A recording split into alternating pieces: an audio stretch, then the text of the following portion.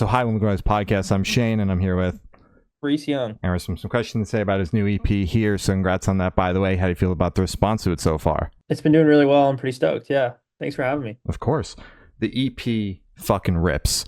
I got to see you open for a Void several months ago, and I've been hooked Oh shit, what since. show were you at? I was at Philly. I live in Jersey, so I went Oh, to Philly. tight, tight, dude.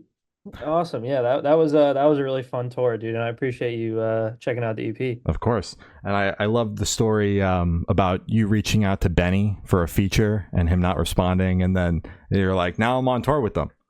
Yeah, that was pretty cool. That Yeah, was pretty cool. that's It was a fine. cool full circle moment. Hell yeah. So is there any meaning behind the EP title or cover art?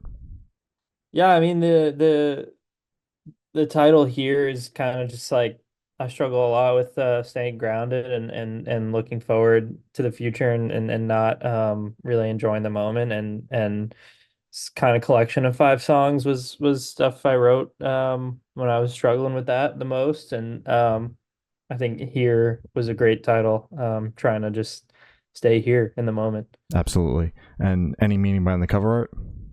No, it just looks cool as shit. That's fair enough, man. So can you tell me a little bit about your writing process for the EP?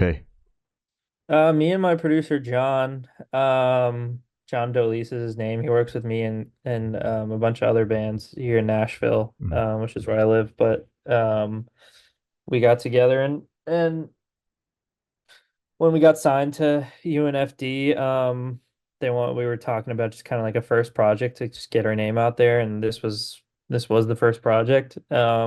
And I just kind of wanted to make five bangers and take it from there, and that's kind of what we did. So, Gotcha. yeah. So are you working on ideas outside of the studio, or is everything done with John in the studio writing wise? It's a good collection of both. I mean, I like to go in with ideas of what I want to do and inspiration and stuff like that. I don't like to go in blind. Gotcha. And when you're writing, do you prefer to be writing on your own, or do you prefer that collaborative aspect of writing, like with a co-writer?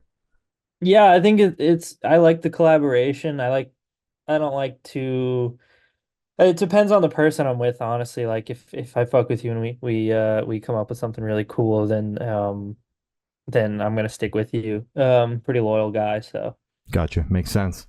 So what song off the EP took longest to write, and which one is your personal favorite? I think Buried is my favorite song. Just because it's different and kind of steps out of the metalcore realm and touches my like I came from a pretty like alternative music type style background. And that kind of tied it in and it kind of shows where we're headed in the future, which is really cool. Mhm. But honestly, they all took probably I think Low probably took the longest to write. But that song's really cool. We open our set with that one, and I do love it too. Hell yeah. What about Low took longer than the rest of them?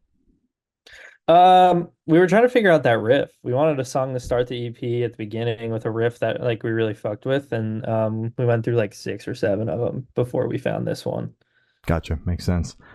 So for this question, I want you to pick your favorite lyric off the EP and tell me the meaning behind it. Yeah, so like I said, like the whole EP is kind of, all my music is kind of revolved around mental health and mental struggles and stuff like that. I don't really like to write songs about girls or alcohol or just anything like that. Just like kind of like to keep it serious. So, Mhm.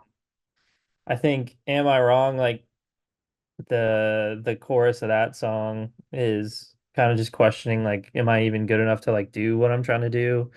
And I really fuck with the meaning of that and singing it live and seeing people react to it means a lot to me. Hell yeah. I mean, obviously all of your music is very personal about mental health struggles, but do you struggle at all, like when it comes time to put out a body of work, like with anxiety and being like, should I be revealing this part of myself to the world?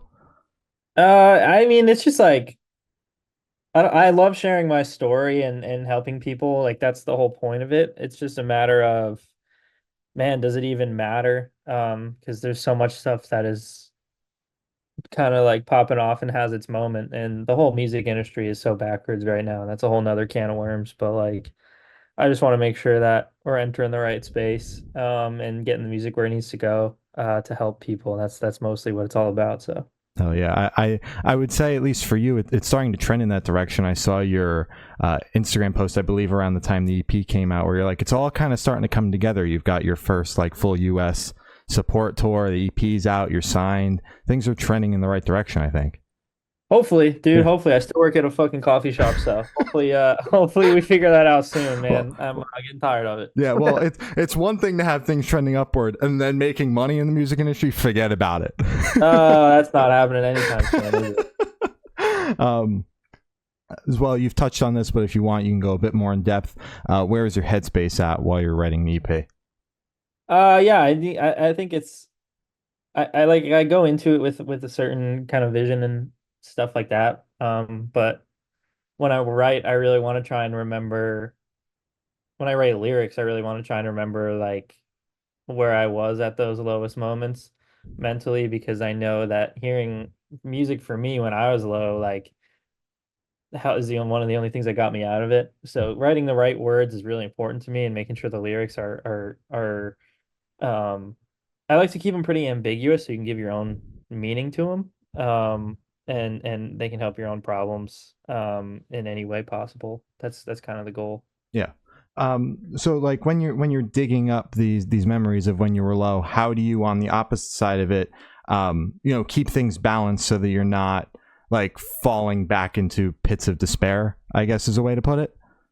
Yeah, I mean, black and white answer is I mean, I've set up a really good support system for myself with therapy and medication and all that and kind of really prevented myself from ever returning to a spot like that, which is awesome. I've done a lot of work mentally and been able to help a lot of people in my life just like with questions that they have about it and stuff like that. So yeah, I'm pretty confident level headed now, but I wasn't at one point. Well, that's good to hear that you've made that progress in the work. That's awesome. Yeah, thanks. So how do you recommend your fans to listen to this EP for the first time? Should do in the car with friends, dark with headphones on? Is work at EP, party EP? What do you personally recommend? You play it on your DSi or whatever. I see that trend on Twitter, people bringing like DSs to shows and taking Yeah. pictures. No, honestly, like however the fuck you listen to it is awesome. Like the fact that people even want to hear it is really cool and um like still kind of feel like a DIY artist myself. So the fact that people are listening to it and putting it on their playlist is really cool. Hell yeah. On the note of the DS, I actually just saw a band a couple days ago put out their album on like a DS cartridge. The band Origami Dude, Angel put out their new record on DS. I thought that was so that's fucking sick. badass. Yeah, like I gotta like you gotta like that's hilarious. Yeah. Hell yeah. So this question should be super quick off the top of your head. I want you to describe this EP for new listeners in 3 words, no more, no less. Isn't that bad? You should check it out. All Yeah, right. see if you like Yeah, it. we'll take it. And in that same train of thought, is there a certain feeling or emotion you want listeners to have while going through the EP? It's just like, it's a voice for you to if, whatever you're going through, to just kind of hear and realize that you're not doing it alone and know that other people have gone through that shit. That's the most important thing that I'm trying to convey. Oh yeah, just like a soundtrack for everyday life and the emotions people feel, kind of thing. Yeah, and I obviously can't touch on all of them with 5 songs, but some of them, I Yeah, bet. there you go. Hell yeah. So can you talk about any particularly challenging or standout moments during the creation of this EP, positive or negative? Yeah, man. I mean, I think every day I feel like life is just kind of a roller coaster. There's a lot of ups and downs, and trying not to let the ups feel too great and the downs feel too shitty. Mhm. As far as like writing this EP, we kind of wrapped it up when we were finishing up that Avoid tour. So that was like a really cool like, oh, the music's done and we just got off our first like real tour and I fucking love that band and it was really cool. And then it was all over. And then like we went back to like real life and it was tough. So um just trying to remember, I think daily trying to remember why we do it and what it's for. So good news is we're going back on the road this fall and it'll all be okay. Hell yeah. So for this question, I want you to picture you're on tour, you're at a gas station for a rest stop. What is your snack of choice? Feel like if we're at like a Bucky's or something, I'm getting a crazy ass Bucky sandwich. But dude, I'm like I really like Wheathens. If they have those there, like I'm gonna get a whole box and like I can't stop eating them. Like Okay. I'll eat the whole box. You're Like it's a you're you're eating them plain, no milk. no, not just getting the Wheathens, eating the whole box, and then we're in another city. That's the plan. All right, I support it. And on the topic of food, if your project was a dish, what dish would it be and why? Chicken parm, dude. It's just my favorite food, and it's supposed to be warm and comforting. All right, hell yeah.